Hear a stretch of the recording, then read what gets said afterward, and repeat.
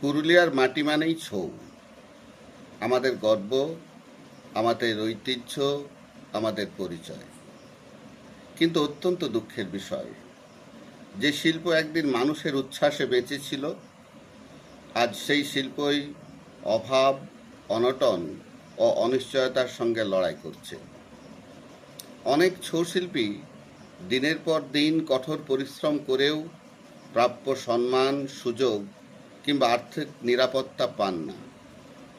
অভাব অনটনের কাছে হার মেনে তাদের অনেকের জীবন নীরবে ঝরে যায়।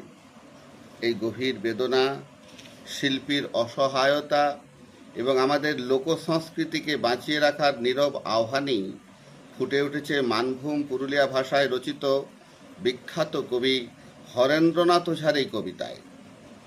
সেই মর্মস্পর্শী কবিতাটি আজ আপনাদের সামনে আবৃত্তি করার চেষ্টা করছি। কবিতাটির নাম ছৌ।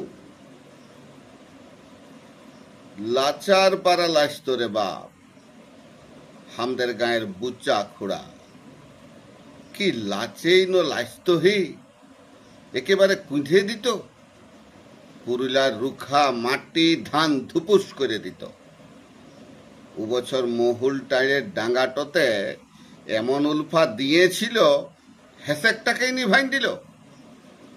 গণেশের মুহা পড়ত বুচা, খেতেই কি আর পথে, চাল সিঝা আর খাপরা শাক, টুকচা আলু সানার লাগে বউটার সঙ্গে রজ কলহ।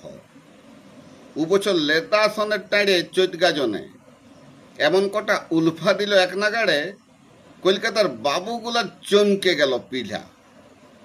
বুচার কষে নাম হইল বাপ, মিছা কথা লয় হে, আমরা ভাবলি বাপ এবার বুচার মুটো ঝকঝকাব এক টিভির কাছে। কোথাও কিছু নাই, বুচা থাকলো বুচা হয়ে, বুচু বাবু আর হইল কই, তবে নাচা কুদা ছাড়ে নাই ব। সেবার করম পূজার শ্বেত পলাশে এমন কটা উলফা দিল বাস, তারপরেই নেঘা পায়ে লাগিল গুপা, বেচারা গজিড়ে গেল। কুঠির লোকে বলল, ইটা লোক লাগু বটে।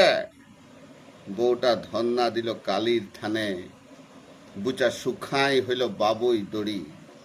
সেদিন জিতা সাটের ভরে গবরা বলল, বুচা গেল মরে, বুকটা গেল ফাটে হামার, জানি না এই দেশের কি হইল ক্ষতি, হামদের হইল বিরাট ক্ষতি, এমনি করেই মরছে ভোকে পুরুলিয়ার সংস্কৃতি।